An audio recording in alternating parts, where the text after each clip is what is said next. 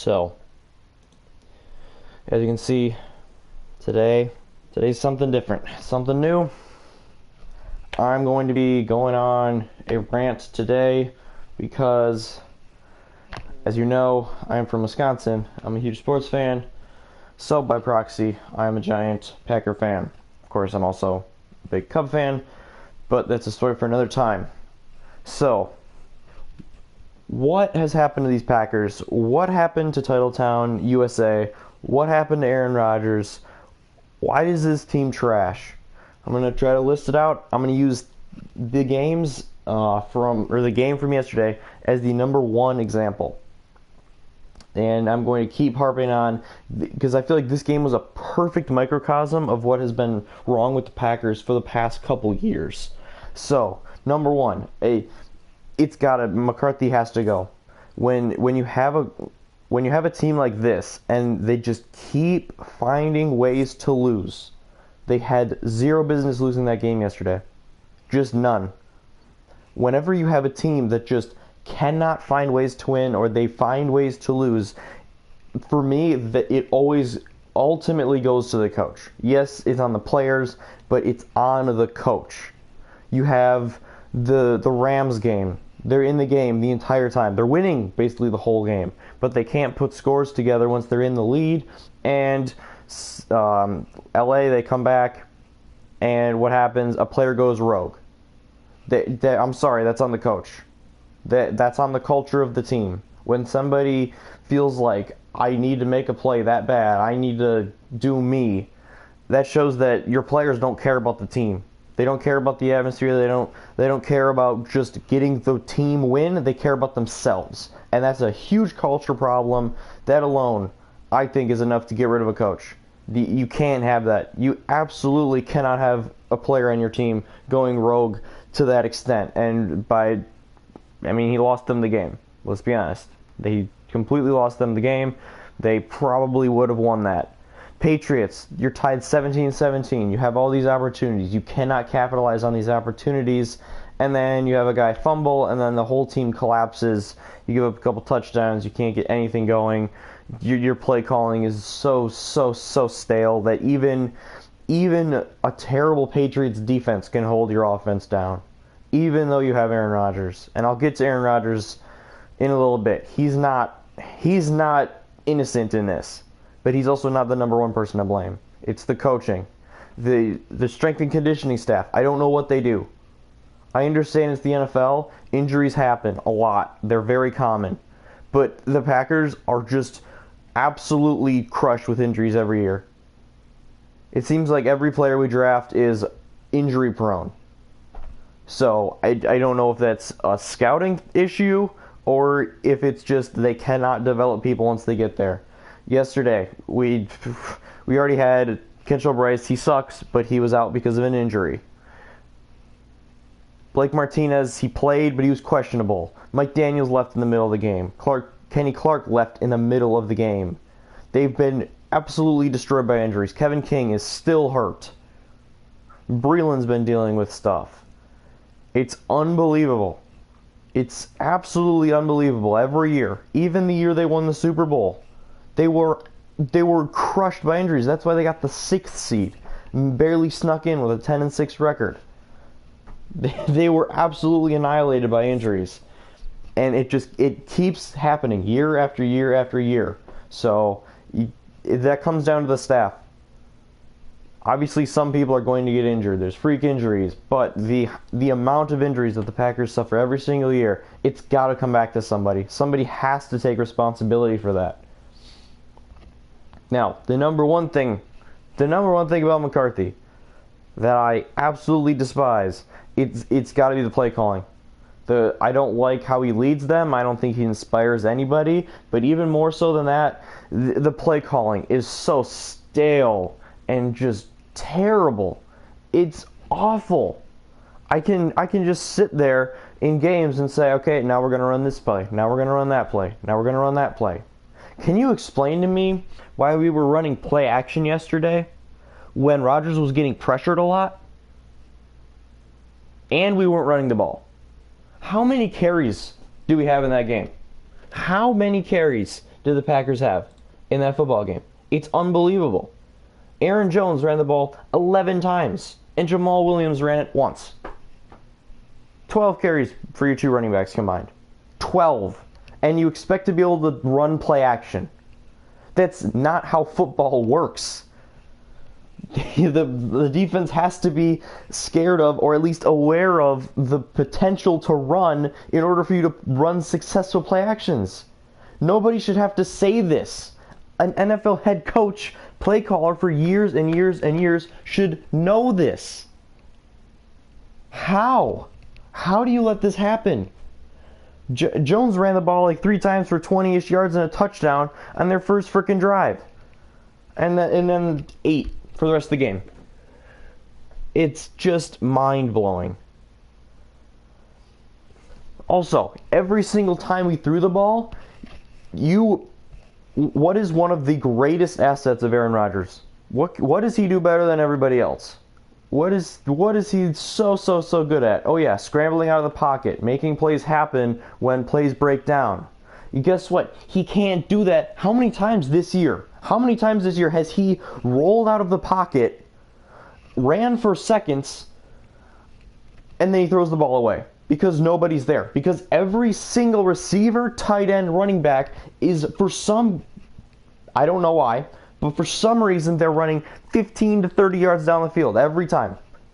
You don't even see any of them on the screen. Nobody's running short curls. Nobody's running short, quick fades. Nobody's doing shallow crossing routes. Nobody's running slants. Why? Everybody's running posts. They're running long fades. They're running go routes. Why? The offensive line has not done a very good job protecting Rodgers this year. They've been way better as a running offensive line than a passing one. Rodgers always gets flushed out when he sits back there for a couple seconds. You have 2 rookie wide receivers starting. You really expect them to consistently beat their men? They're not. They're just not. Let's look at our receivers yesterday. Devontae Adams had a great day. 10 catches, 166 yards. Awesome. Then Aaron Jones had his best catching day as a running back. 5 catches, 63 yards and a touchdown. Robert Toyan caught the beautiful 54-yard pass by Rodgers for a touchdown. But then what is that after that? Equanimous St. Brown, 1 catch, 16 yards. Jimmy Graham, 1 catch, 13 yards. He got hurt, so I'll give him a break because he didn't play the whole second half and part of the first. But he hasn't been getting many catches anyway, even when he has been fully healthy through games. Lance Kendricks, 2 catches, 12 yards. Marquez Valdez-Scantling, 1 catch, 8 yards. That's what you get. That's what you get from the rest of your guys. And I understand, obviously, their numbers aren't going to be great because Devontae had 12 targets, 10 catches, 166 yards. So they're going to be down a bit. But they weren't even targeted. I mean, he targeted Equanimous 4 times, 1 catch. Those two are never on the same page. He had him wide open on a 3rd and 5 early in the second half. He had St. Brown wide open in the middle. I don't know whose fault it was. Either Equanimous wasn't where he needed to be, or Rodgers he threw the ball 7 yards behind him. It's unbelievable. Scantling, he got targeted 3 times and he caught 1 of them. They're not getting open. Lance Kendricks can't get open running routes. Are you kidding me? And these 2 catches were essentially like drop-offs, which were the only goddamn drop-offs we did. Oh yeah, the other times when we checked it down twice to Aaron Jones, and he gets big yardage, and that was the drive where we got our 3rd touchdown. And then the second half comes, and we run none of that. Everyone's just going deep. We only got our 3 points of the second half because Rodgers and Devontae are really good, and they converted on like a 57-yard pass. That's the only reason we scored in the second half. Otherwise, we were shut out. I mean, besides that, they must have had 40 yards total. Besides that one 57-yard catch. It's absolutely mind-blowing. Rodgers had 214 in the first half. He ended with 332. And I think we had about 20 yards rushing at the very most in the second half. With a lead. They just couldn't do anything. They're running these fucking bubble wide receive screens to Devontae. You can run those once or twice a game. You saw it the first time it gets like 6 yards. That's good. That's a nice first down pickup. I love that. But then they run it like 3-4 more times. By the last couple times, Seattle's got 3 guys looking at Devontae. Devontae's got 1 blocker, and he gets back to the line of scrimmage. That's it. It may as well be an incomplete pass. So when you're throwing your short passes, you're running the same ones over and over again that are really easy to sniff out once you see them, and you're not doing it. You're not putting your wide receivers in a position to make plays. So then just give it to why not just give it to your running back then? You saw Aaron Jones is averaging over 6 yards a carry this year, and he gets the ball 11 times when you're leading for the majority of the game. How do you allow that to happen as a play caller? 13-year-old me playing Madden, which isn't even a game I'm particularly good at, would know better than that. And this man's been the play caller for this team for years and years. It's not mind-numbingly just dumb. It makes no sense. How can you let this stuff happen? And then I'm not going to excuse Rodgers. He missed throws at the end of the game. There were plenty of times when he did have a check down just to Jones, who would come off a block and be there. And yeah, he wasn't going to run 30 yards down the field. Like, there was a linebacker in the area, but he gets some yards. Maybe he makes a man miss and goes for 12. But Rodgers rolls out, takes 4 extra seconds. Nobody comes back to the ball, and then he throws it away. Give it to Jones. Give him an opportunity to make a play. That's what they did on their touchdown drives. It was like the first half happened, they get 21 points, and then they're like, all right, we saw everything that went well for us in the first half. We saw what made us be successful. Let's stop doing it all. It wasn't that they tried to do it and Seattle shut them down. That would be one thing, but they just stopped doing it. Why would you ever stop doing what you were doing well when they're not doing anything about it? Then maybe Seattle, maybe they make the adjustments in the second half, and maybe they start to stop that. Then that opens it up to do other things. But you have to keep doing what you're good at until they prove they can stop you. Don't just play action and have 7-step dropbacks where he's going back there and no one's getting open. And the offensive line can't hold their blocks for more than like 2 seconds. When the Packers offense was really, really good back in the day, it was quick. We were quick. Now we're slow. It's 2 seconds on the play clock every time, if that. It's why we have to blow a timeout because we're running out of time every half. We ended up having 1 in the second half. 1 was on defense, 1 was on offense. And that was part of the reason why we lost. Oh yeah, guess what else? How do you punt that ball on 4th and 2? You're losing by 3 points. Very worst case scenario, even if you don't get that first down, then you still have to stop them. At some point, if you're giving them the ball back, you still have to stop them running the ball. So you stop them, they get the field goal, and you're down by 6. You can still get a touchdown to win the game. And I understand getting a touchdown is way harder than getting a field goal. But Seattle was averaging 5.5 yards per carry on the day. You need to hold them to 3 at the most for 3 carries in a row. Oh yeah, and guess what? Remember what I said earlier? Mike Daniels was gone, their best defensive lineman. And guess what? Kenny Clark. You could argue he's their best. They're definitely their best 2. They're essentially their only defensive tackles. Dean Lowry doesn't even count. The man looks like he weighs 208 pounds. They're both gone. Your best run-stopping defenders, both of them, they're out for the game. And you think you can stop them. You don't go for it on 4th and 2. Aaron Rodgers misses the throw on 3rd and 2 to get them the first down. Yeah, I get it. He really fucked up. I was really mad at him for that. But the man was open. You think Rodgers is going to miss that throw twice in a row? You can't run something similar? You can't get 2 yards? With 4 minutes left and 1 timeout. Best case scenario. Let's think about it. You punted away. It was about 4:10. All right, you punted away. It's at about 4 now. Depending on if he returns it, how much the hang time is. We'll say 4 minutes flat. All right, they run a play. You stop them. 3:56-ish. Take a timeout. There's your last timeout. They run 2 more plays, even if you stop them. You're looking at about 40-second runoff, so 3:15-ish, another 40. That's putting you at about 2:30.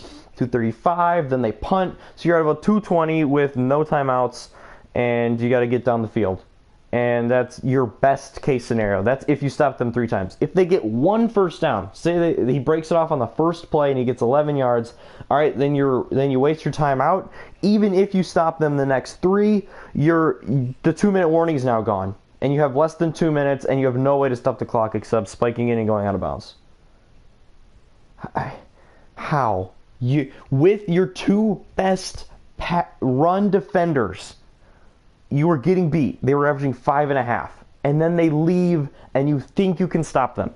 The number 1 team in the NFL in rushing. The only team in the entire league, by the way, Seattle is the only team in the NFL that runs more than they pass. You can look that up. They are the only team in the NFL that runs more than they pass. And you think that you'll be able to stop them and get the ball back. What a fucking joke. It's just a joke. 0-5 on the road. Every time they found a way to lose. In Detroit, Mason Crosby completely lost himself. Just forgot how to play the game. Again, at Washington, they gave up 28 points in the first half. Patriots, tied. Big fumble. Team crumbles. Rams, you got a lead. Defense crumbles. Offense can't get the ball back. Seattle, offense goes completely anemic. Defense crumbles at the end.